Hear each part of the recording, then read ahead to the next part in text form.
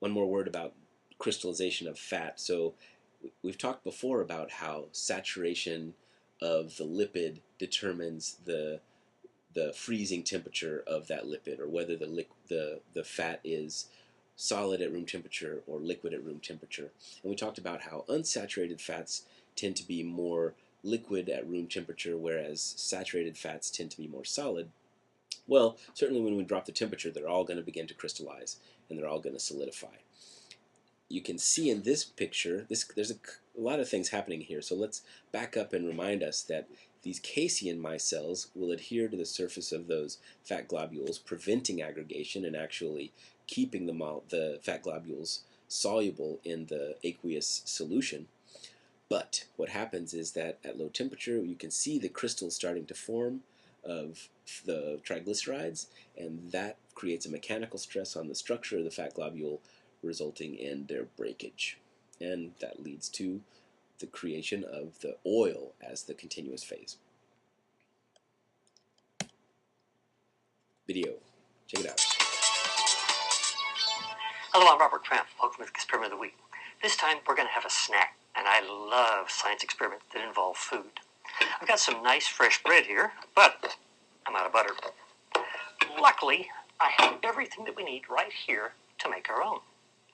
And we're going to start with some cream, because butter is made from cream. Cream comes from milk, and milk comes from cows. If you've ever had milk fresh from the cow, you know that if you put it in a glass and let it sit for a while, it separates. The cream all floats to the top. If you skim off that cream, what you're left with is skim milk. Now, I don't have a cow, so I got my cream from the grocery. When I got home, I left it out on the counter at room temperature for 12 hours. And I know you're thinking, it's going to spoil, it's going to spoil. We want it to spoil. We want it to sour a little bit. Inside there, there's bacteria, and the bacteria are munching away on that cream, changing it, producing something called lactic acid. That lactic acid is what gives it that sour smell, and it also will give a little bit of a sour taste. But the lactic acid will also add a very nice taste to our butter. It's also doing something inside the butter. If you could look at that butter microscopically, you'd see that it's full of tiny little globules of butterfat, surrounded by membranes, sort of like tiny little water balloons. Only instead of being water balloons, they're butter balloons. That lactic acid is going to weaken that membrane a bit, make it easier for that balloon to pop. And that's what we want to happen. We want all of those little butter balloons to pop so that all that butterfat can get together in one big lump. By setting at room temperature, something else will happen inside those globules of butterfat. The butterfat will start to crystallize, forming sharp points. It'll be sort of like putting broken glass inside this water balloon. It makes it much easier to pop. But to get them to pop, we're going to put the cream inside this glass jar. Pour it in there. You can smell that sour smell. Not a bad smell, just something to let you know that the cream has changed a bit, that those bacteria have been at work. And now we're going to put the lid on the jar, nice and tight. And we want it nice and tight because now we're going to shake this jar. No, we're not going to shake it all over the place. What we want is nice, slow, controlled shakes. We want about one shake every second. And we're going to continue doing this for about 2 or 3 minutes. Now, at first you'll notice the glass is covered with the cream. The cream inside is sloshing around. But every time we shake that bottle, it's just like taking a water balloon and throwing it against the side of a house. With all of those little globules of butter, all those little butter balloons smashing against the end of the jar, they all start to break. And all of that butterfat starts to stick together into clumps. Okay, it's been a couple of minutes, and you notice something happening. The cream is pulling away from the glass jar. We're starting to see inside now. You can see the butter that's forming in there. That means we're getting very, very close. We're going to give it a few more shakes. Break the last few of those butter balloons. Now we've very definitely got a change inside our jar. If we look inside, we see that we now have 2 substances. First, we've got a very thin, milky substance that's called buttermilk. This is wonderful stuff for cooking biscuits and pancakes and things like that. Get most of that buttermilk out of there. And then we'll set that aside. And then, towel here,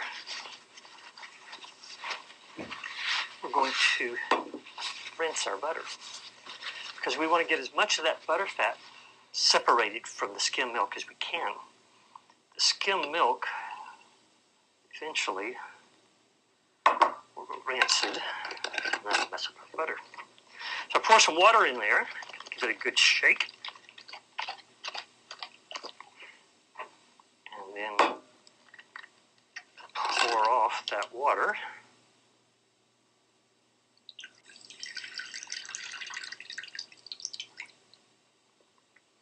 And once that's gone, what we have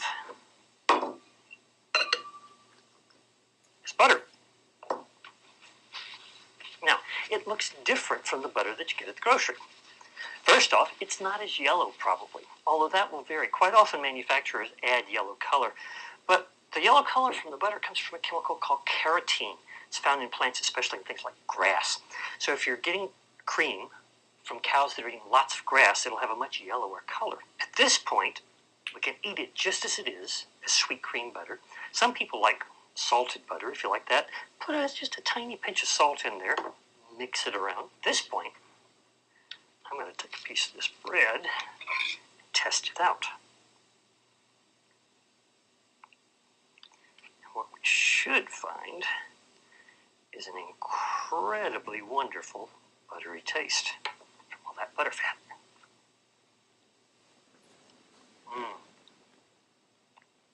That's good.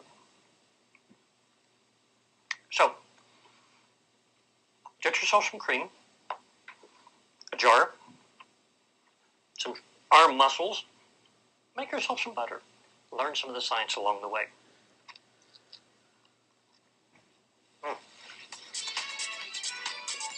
That's all for this time. Have a wonderful week. So before we move on from this video, I would point out that while we're only having 6 experiments over the course of the semester that you have to make reports upon, you should feel free to start exploring on your own. And here's a case where you could readily try an experiment in your own kitchen making butter. You'll note that he mentioned the fact that you might let the milk begin to sour before you make the butter. Again, we can create our milk with or without the fermentation processes that are going on there. And so one variable that you could try is seeing what happens with and without that fermentation. And you might also see what's happening to the pH of the cream that you're using for your butter before and after fermentation. Just as an example, something that's also important to note here is that, first of all, you did see that he poured off that buttermilk, and that's, again, I want to emphasize that that's real buttermilk as opposed to the way that buttermilks are produced commercially nowadays. Also, you saw that he added water back to the butter to actually extract more of that buttermilk or the aqueous phase from the lipid or fat phase.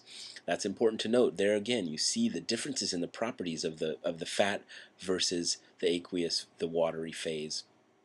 Easy to separate out those two. And actually in commercial situation, centrifuges are being used to spin away the one phase from the other. So that you saw that his butter is, well, besides being at room temperature, it's still fairly sloppy. That's something that can be controlled by the use of mechanical separation of the aqueous and oily phases. All right, so moving on. Let's move on to fermented milk products. We'll spend a whole lecture on cheese next week, but for now let's think about something that's familiar to us, yogurt.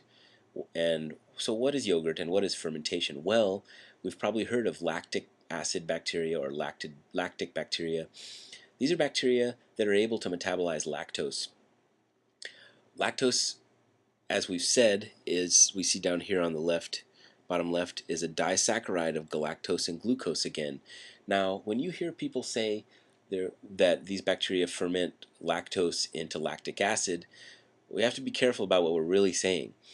Really, what happens is that glucose is metabolized, and I'll go back through this in the details of this. So, but coming back now to making those yogurt products, um, we choose specific bacteria that are able to metabolize lactose. Remember that lactose is present at high concentration in milk. We mentioned that that was 5% in cow milk that we can commercially buy. But below pH 4.5 or so, that casein micellar structure begins to get disrupted. I mentioned that before. The presence of that lactic acid lowers the pH and disrupts the casein structure, and we form what we see here again, this diffuse but very real long-range network of unfolded proteins. So this network, as I mentioned here, is very open and delicate, and we contrast that with the kind of network that we see in cheeses. Your book mentions that creating yogurt often uses a variety of bacterial cultures, and in this case, what I'm showing you is that we can actually use a sort of a cascade of bacteria in order to achieve different or higher levels of acidity and get a firmer texture. So we start with Streptococcus, and I'm going to mention these bacteria again in a moment, but we see that Streptococcus begins to generate lactic acid, but then begins to die off or become quiescent as the acidity of the solution rises. It can't tolerate that high acidity, but there's another bacterium that can take over. Lactobacillus takes over at about 0.5% acidity, and we can raise that acidity even higher, denaturing more casein, making a larger and more firm network of denatured casein. So what do we say when we're talking about making lactose into lactic acid? Well, lactose is a disaccharide. Disaccharides themselves are not metabolized, but what happens first is that we break that lactose up, and we talked about that already. The enzyme lactase is a beta. Here again is our beta glycosidic bond, so a beta galactosidase cleaves that into the two components, galactose shown on the bottom, glucose shown on the top. Glucose is what's normally fed into the metabolic cycle. And I want to point out again that the differences between galactose and glucose are very subtle. In this picture, it's very easy to see that the only difference is that here we've drawn this OH or hydroxyl with a hashed bond, and here we have it with a solid bond. And all this is serving to, well, you might recall that, as I said before, you don't have to understand lots of organic chemistry to get this. What's happening here is that this hashed bond indicates that the hydroxyl is pointing away from us into the plane of the screen, and these solid bonds are indicating that the hydroxyl is pointing out of the screen at us. And we see that the only difference between galactose and glucose is the direction that this hydroxyl is pointing. It's a subtle difference, but it's an important difference. We convert galactose to glucose using another enzyme called an epimerase, and that's because galactose and glucose are considered to be epimers of each other. That is to say, they only differ at one chiral center, or in this case, they only differ in the orientation of that hydroxyl group. So we convert them to glucose, and then we enter something called glycolysis. Now, we're not going to go into all of the details of glycolysis metabolism. Suffice it to say that with this one arrow, I've captured about 10 different enzymes that chew up glucose to make energy, and the end product of that is pyruvate. This is all wonderful, but it just so happens that under anaerobic conditions, we need to go another step further, and that is to take pyruvate and convert it to something else. In the case of the lactic acid bacteria, we're converting it to lactic acid. So the key here is that we get another jolt of energy under anaerobic conditions by taking the pyruvate and converting it to lactic acid. So that's what we mean by converting lactose to lactic acid. We're going through a more or less standard metabolic process that comes to a halt under anaerobic conditions, that is, conditions where there's no oxygen available. That's when the lactic acid bacteria take over and do their job. That lactic acid lowers the pH, and there again is where we see the denaturation of our casein molecules. Okay. More on those bacteria. Here's just a table that I composed to show you some of the different bacteria that are utilized in generating fresh fermented products like yogurt. Let's see, we got Lactococcus, Lactobacillus, Streptococcus, Leuconostoc, Saccharomyces, aka yeast, and Acetobacter.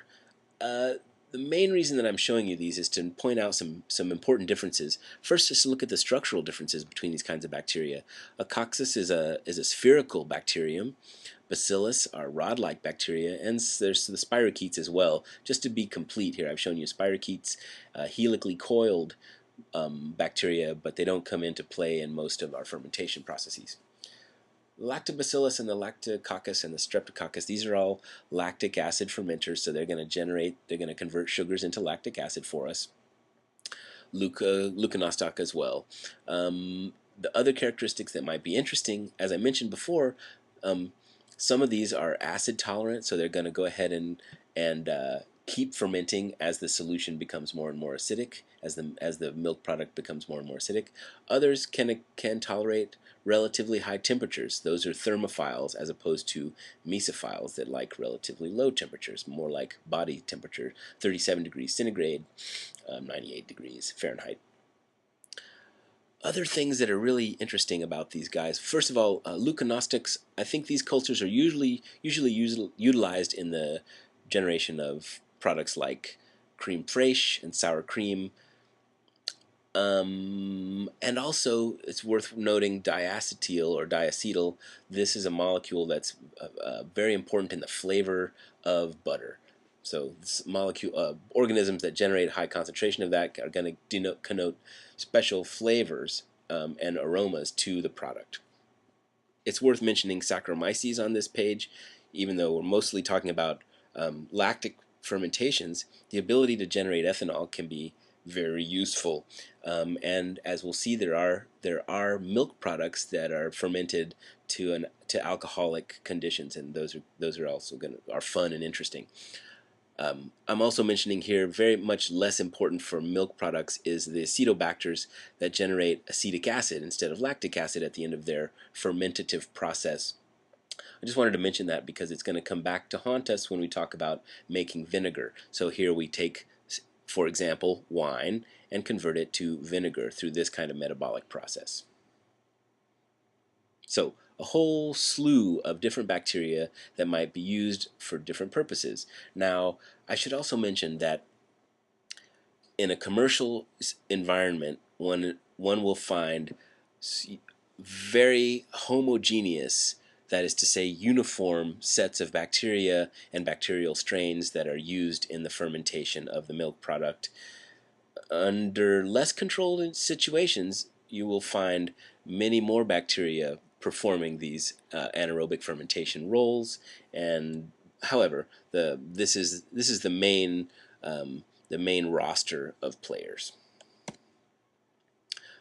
Here's another table, kind of fun, again broken out according to the characteristics of the product that tell us about. Why does that say U.S.? Anyway, this is should be the fermentation product that we're describing, the origins of that product, what kind of milk product it's derived from, what kind of bacteria we're using, whether or not there's ethanol. Maybe you can tell this is an important and interesting one for me, and then the fat content. Let's ignore the fat content. I think that's a holdover from another table. Beg your pardon. All right. In any case, what we're mostly familiar with is yogurt derived from cow, origins in Middle East, Central Asia. Here, Lactobacillus, Streptococcus, as we already mentioned. Some other variants on yogurt that are interesting. The skyr. I gave you a paper to read about skyr derived from Iceland. Another very interesting one is amasi, derived from South Africa. So this is an important note to make, is that we'll find some of these products far outside the range of cultures where milk is an important nutrient resource. South Africa, we're pretty far away from the lactose permanence gene. But an interesting nonetheless. And another reason to mention this is that the fermentation degrades the lactose. The lactose is what causes the gastric distress. And so if we can ferment that away, suddenly the milk product becomes palatable and now can become a valuable nutrient resource. A Malaysian fermented milk product is dade, derived from buffalo milk. So there's another interesting detail. Here I have shown you a few alcoholic fermented milk products. One derived from Northern Europe, Blonde, which is interesting because it's made from whey. So that is to say, once we've precipitated out all the casein molecules, we're left with that liquid solution that's mostly protein. There, we can still treat that product and get some interesting yogurt-like products. Kumis, Central Asia, made, as I've mentioned previously, from mare's milk, very slightly alcoholic. Kefir, again, common in Central Asia, derived from a variety of different sources and using a variety of different anaerobes, including the acetobacter that I mentioned before, also generating some relatively high ethanol content. And then in the bottom here, I've mentioned the European style fermented milk products, sour creams, buttermilks, creme fraiche, using this class of anaerobes and mostly derived from cow. I also wanted to remind you too that buttermilk, we'll call it whey. It's really whatever's left behind when we precipitate out those fat globules. But to distinguish it from raw milk. Many others here, but this is just a sampling to give you a sense of the variety of sources and products that we can derive from milk fermentation. This is the end of the lecture. I'm just showing you a few different examples. Here is a kefir grain. Kefir, as is just described nicely in your text, remember, Central Asian fermented milk product. The kefir grains are passed on from one fermentation to another, enriched in the bacteria that carry out the fermentation. So there's one example. This is kumis, very liquid but fermented milk product, remember, mare's milk. And this is creme fraiche, which is something maybe more familiar to our own kitchens.